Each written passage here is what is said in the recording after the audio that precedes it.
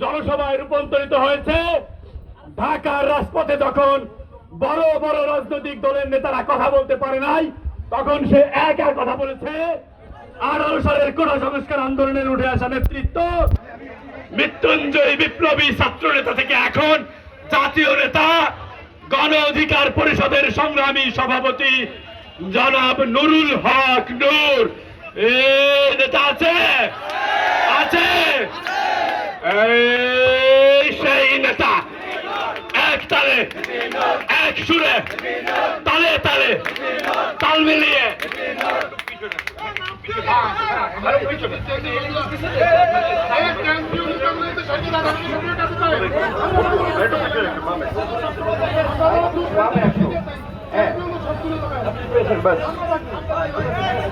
মনে হচ্ছে একটু পিছনে তো একটু এটি একটু বিসমিল্লাহির রহমানির রহিম। ইতিহাস ঐতিহ্যের অবিচ্ছেদ্য অংশ গোপালগঞ্জে প্রথমবারের মতো আসতে পেরেছি। আল্লাহর কাছে কৃতজ্ঞতা প্রকাশ করছি এবং আমাদের এই আগমনকে সফল ও সার্থক করে তোলার জন্য গোপালগঞ্জ গণ অধিকার পরিষদ এবং গণ অধিকার পরিষদের অঙ্গ সংগঠন, আমাদের নেতৃবৃন্দ যারা পরিশ্রম করে সংক্ষিপ্ত সময়ের মধ্যে এই পথসভা আয়োজন করেছেন এবং সার্থক করেছেন, তাদেরকে ধন্যবাদ। বিশেষ ধন্যবাদ জানাই আজকে প্রশাসনের ভাইদেরকে, যারাও এই আয়োজনকে নির্বিঘ্নে সম্পন্ন করার একটা পরিবেশ তৈরি করেছেন। কিন্তু একই সাথে গোপালগঞ্জের মানুষের কাছে আমি একটা অভিযোগ দিয়ে যেতে চাই। সেটি হচ্ছে, আমরা বাংলাদেশের অত্যন্ত একটা কর্তৃত্ববাদী শাসনের সময় ফ্যাসিবাদের উত্তল দিনে লড়াই করেছি, রাজপথে মিছিল করেছি। সেই মিছিল করতে গিয়ে আমাদের রক্ত ঝরেছে, আমরা হামলার শিকার হয়েছি, আমরা মামলার শিকার হয়েছি, আমাদের শারীরিকভাবে মানসিকভাবে আঘাত প্রাপ্ত হয়েছি, কিন্তু হাল ছেড়ে দেই নাই। আমরা আমাদের ব্যক্তিগত স্বার্থ চরিতার্থ করার জন্য আমরা এই আন্দোলন সংগ্রাম করি নাই। আমরা গণতন্ত্র, ভোটের অধিকার, মানুষের মৌলিক অধিকার প্রতিষ্ঠার জন্য গত এই ফ্যাসিবাদ বিরোধী লড়াই করেছি। আমরা আজকে আপনাদের কারো সন্তানের মতো, কারো ভাইয়ের মতো আমরা এখানে এসেছি।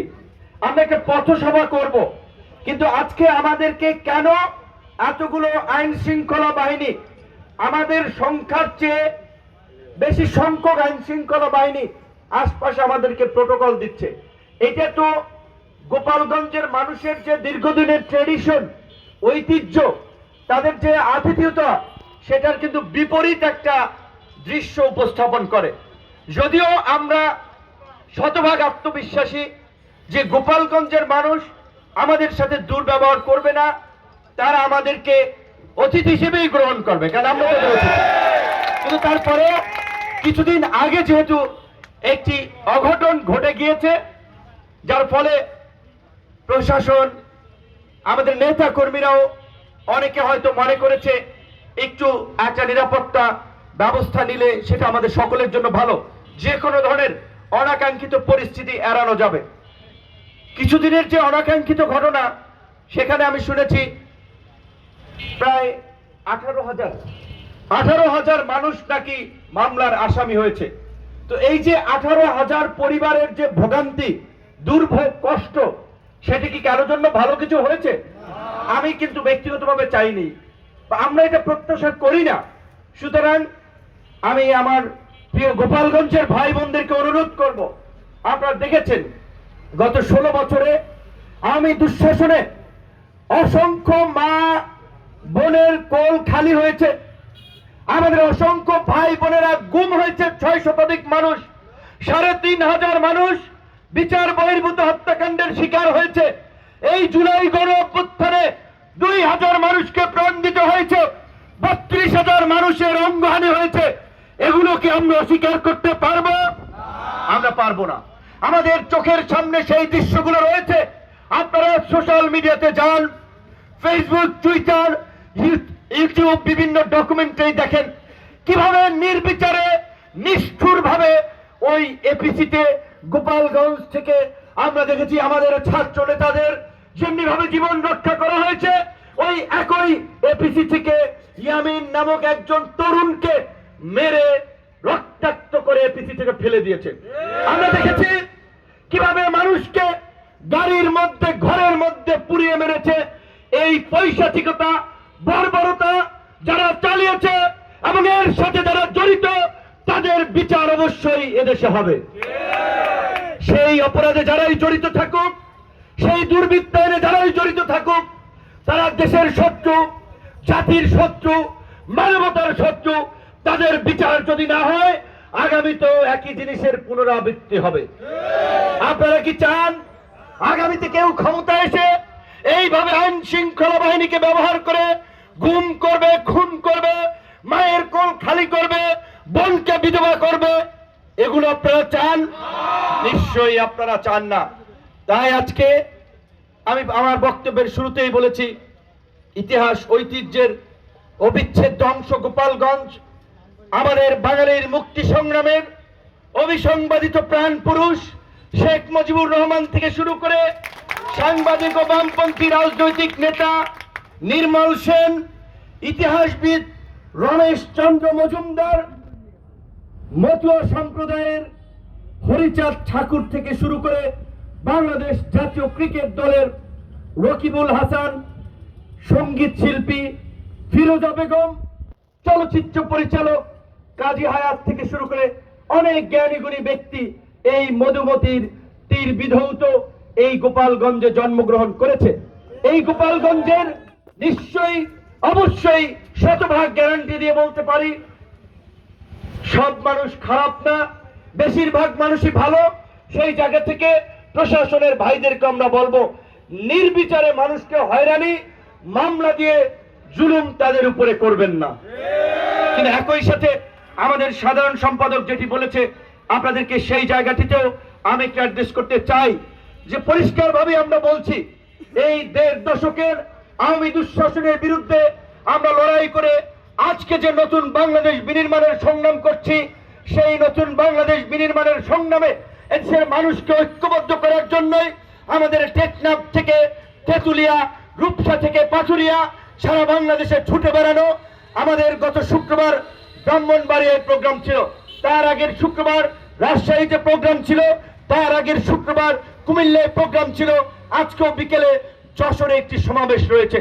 সেই সমাবেশে যাওয়ার পথেই আমরা আপনাদের ভালোবাসার জায়গা থেকে আপনাদের এই গোপালগঞ্জে, আপনারা হয়তো চিনেন না, এরকমের ছোট ছোট কিছু তরুণ যুবক ছাত্র যারা ওই ফেসিবাদের উত্তাল সময়ে এই গোপালগঞ্জে তারুণ্যের নতুন ধারার রাজনীতির সূত্রপাত করেছিল, রাজনীতির জন্ম দিয়েছিল। এই যে দেখেন, ইন্টারমিডিয়েটের ছাত্র ছিল ইসমাইল হোসেন, তিনি অ্যাম্বুলেন্স আটকে ভিআইপি প্রটোকল দেওয়া হচ্ছে সেটার প্রতিবাদ করায় ইন্টারমিডিয়েটের একজন শিক্ষার্থী তিনি কারাবরণ করেছিলেন।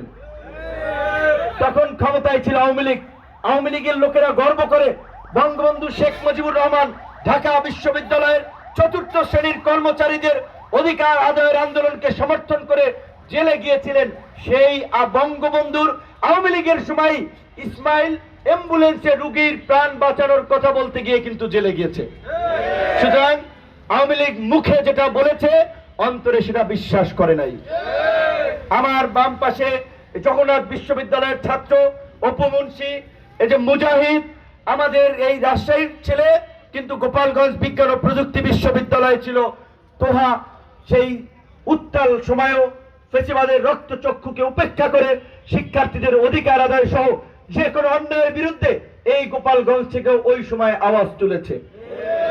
আমাদের এই গণ অধিকার পরিষদের প্রতিষ্ঠাকালীন যুব নেতা থেকে দলের সভাপতি আলামিন সর্দার থেকে শুরু করে আমাদের আরো একজন কন্টেন্ট বানায় এবং সবচেয়ে ডেডিকেটেড, এইখান থেকে প্রত্যেকটি ঢাকার কর্মসূচিতে যায়, মোল্লা ইব্রাহিম থেকে, এরকম অনেক তরুণ নেতৃবৃন্দ আছে। নাম বলতে গেলে আরো 5 থেকে 7 মিনিট লাগবে, সময় নাই, মাফ করবেন সবার নাম বলতে পারি নাই। কিন্তু যেই কথাটি বলতে চাচ্ছি, এরকমের তরুণেরা ওই উত্তাল সময়েও গোপালগঞ্জ থেকেও একটা নতুন ধারার রাজনীতি সূচনা করার জন্য আওয়াজ উঠেছে। তারা 10, 15, 20 দিনের আন্দোলন থেকে নেতা হয় নাই, হঠাৎ করে নেতা হয়ে যায় নাই। তারা একটা পলিটিক্যাল প্রসেসের মধ্যে দিয়ে ধারাবাহিক আন্দোলন সংগ্রামের মধ্যে দিয়ে আজকের এই জায়গায় এসেছে। এবং আপনারা দেখেছেন আমাদের সুযোগ ছিল, আমরা যদি সুবিধাবাদী রাজনীতি করতাম শেখ হাসিনার ক্যাবিনেটে সবচেয়ে ভালো মন্ত্রী হতাম, শত সহস্র কোটির মালিক থাকতাম। আমরা সেটার সাথে আপোষ করি নাই। আমরা মুখে যেটা বলেছি অন্তরে সেটা ধারণ করেছি। সেই কারণেই এই গণ অভ্যুত্থানের পরে আমরা বলছি এই যে প্রতি গণ অভ্যুত্থান কিংবা বিপ্লব, সেটা 52 ভাষা আন্দোলন থেকে 69-এর গণ অভ্যুত্থান, 71-এর মুক্তিযুদ্ধ, 90-এর স্বৈরাচার বিরোধী আন্দোলন এবং এই 24-এর গণ অভ্যুত্থান, প্রতিটি ঐতিহাসিক আন্দোলন সংগ্রামে এই দেশের কৃষক, শ্রমিক, মেহনতি মানুষ, সাধারণ মানুষের সন্তানেরা জীবন দেয়, রক্ত দেয়, কিন্তু তার ফল ভোগ করে ওই শহরের শিক্ষিত এলিট শ্রেণীর লোকেরা। সেই জন্য আমরা বলেছি রাজনীতিকে জনগণের কাছে নিয়ে যেতে হবে, রাজনীতিকে জনগণের কাছে দায়বদ্ধ করতে হবে। তাই আপনাদেরকেও জনগণের প্রতিনিধিদেরকে নেতা বানাতে হবে।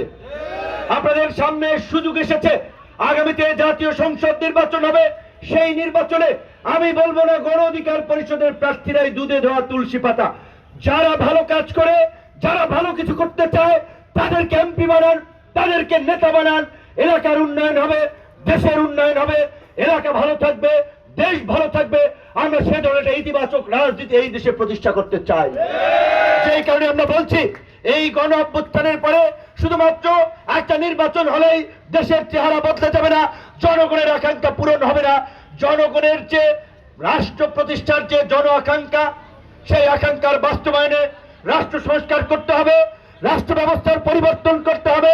পুলিশ সহ আইন শৃঙ্খলা বাহিনী, জনপ্রশাসনকে রাজনৈতিক দলগুলো যেন তাদের দলীয় বাহিনীতে পরিণত করতে না পারে, দলীয় স্বার্থে ব্যবহার করতে না পারে, সেজন্য তাদের নিয়োগ পদোন্নতির বিভিন্ন প্রক্রিয়ায় সংস্কারের তাদেরকে একটা জনবান্ধব প্রতিষ্ঠানে পরিণত করতে হবে।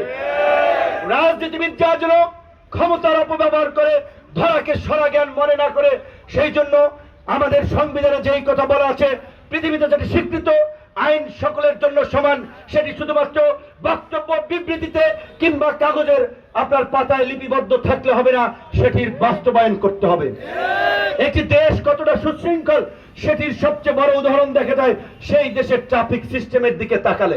যেই দেশের ট্রাফিক সিস্টেম যত সুশৃঙ্খল, যত গোছানো, সেই দেশের আইন শৃঙ্খলা তত ভালো। কাজে আজকে আমাদের দেশের আইন শৃঙ্খলা পরিস্থিতি নিয়ে সবাই কথা বলছেন, কিন্তু গত 1 বছরেও খুব বেশি সিস্টেমের উন্নতি কিন্তু আমরা দেখি নাই। দেখেন, পুলিশকে এরশাদের সময় গালি দিছে এরশাদের পেটোয়া বাহিনী, হাসিনার সময় গালি দিছে হাসিনার পেটোয়া বাহিনী, খালেদা জিয়ার সময় গালি দিছে খালেদা জিয়ার পেটোয়া বাহিনী। ভাই, তারা সবার পেটোয়া বাহিনী বলতেছেন, দোষটা কি পুলিশের নাকি সিস্টেমের? যেই সিস্টেম পুলিশকে ক্ষমতাসীনদের পেটোয়া বাহিনীতে পরিণত করে, সেই সিস্টেম বদলানোর কথা আমরা বলছি। সেই কারণে আমরা বলছি নতুন বাংলাদেশ বিনির্মাণ করার জন্য পুরানো রাজনৈতিক বন্দোবস্তের মধ্যে দিয়ে নির্বাচন হলে নতুন বাংলাদেশ বিনির্মাণ সম্ভব নয়। তাই নির্বাচনে নতুন বন্দোবস্ত যেটি আমরা আলোচনা করছি, দ্বিকক্ষ বিশিষ্ট সংসদ হবে, উচ্চকক্ষ পিয়ার পদ্ধতিতে হবে। এইভাবে আমাদের নতুন রাজনৈতিক বন্দোবস্তের দিকে পর্যায়ক্রমে এগিয়ে যেতে হবে।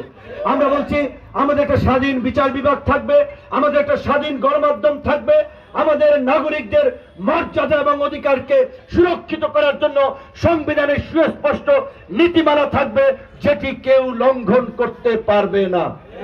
সংবিধান হবে নাগরিকদের অধিকারের রক্ষা কবচ। তাই আপনাদেরকে বলতে চাই, আপনারা যদি এই সংস্কারের পক্ষে থাকেন, তারুণ্যের নতুন রাজনীতির পক্ষে থাকেন, তাহলে আপনাদেরকে গণ অধিকার পরিষদের পতাকা তলে ঐক্যবদ্ধ হতে হবে। আজকে হিংসা, বিদ্বেষ, ঘৃণা ছড়িয়ে নতুন বাংলাদেশ বিনির্মাণ করা সম্ভব নয়। প্রতিশোধ কেবল প্রতিহিংসাই বাড়াবে এবং সেই প্রতিশোধ, প্রতিহিংসার আগুনে কেবল সমাজ পুড়তেই থাকবে। আমরা সেখান থেকে বের হয়ে আমরা একটা সাম্য, মানবিক মর্যাদা, সামাজিক ন্যায় বিচার প্রতিষ্ঠার মধ্য দিয়ে আমরা একটা ন্যায় ও ইনসাফ ভিত্তিক সমাজ এবং রাষ্ট্র প্রতিষ্ঠা করতে চাই, যেটি কেবলমাত্র তরুণদের দ্বারাই সম্ভব। তাই তারুণ্যের রাজনৈতিক দল গণ অধিকার পরিষদের পক্ষ থেকে আপনাদের সমর্থন এবং সহযোগিতা চেয়ে আমার বক্তব্য শেষ করছি। শেষ করার আগে দুটো স্লোগানের মধ্যে শেষ করতে চাই, যেটি আমাদের দলীয় স্লোগান, জনতার অধিকার, আমাদের অঙ্গীকার, জনতার অধিকার, আমাদের অঙ্গীকার, দেশ হবে জনতার, তোমার আমার পরিষদ, গণ অধিকার পরিষদ, বাংলাদেশের ভবিষ্যৎ, গণ অধিকার পরিষদ, ভবিষ্যৎ বাংলাদেশ বিনির্মাণে গণ অধিকার পরিষদের সাথে থাকুন। আল্লাহ হাফেজ।